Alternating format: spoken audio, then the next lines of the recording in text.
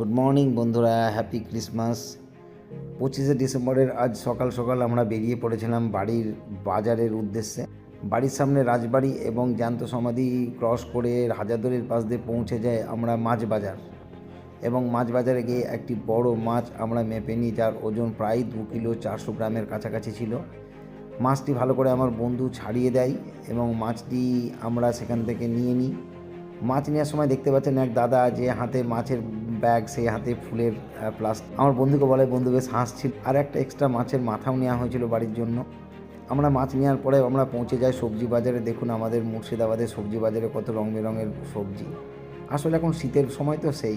তার সঙ্গে কিনি কিছুটা ডিম এবং এই দাদার কাছে আসি এবং তার সঙ্গে একটু গ্রসারি কিছু জিনিসপত্র কিনে নেওয়া ছিল।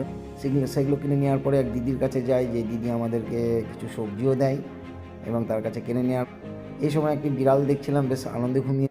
বাজার শেষে আমরা রাস্তায় আমি ওয়েট করছিলাম দাদার জন্য। কেমন লাগলো ভিডিওটি সাবস্ক্রাইব করে আমায় জানাবেন। ধন্যবাদ।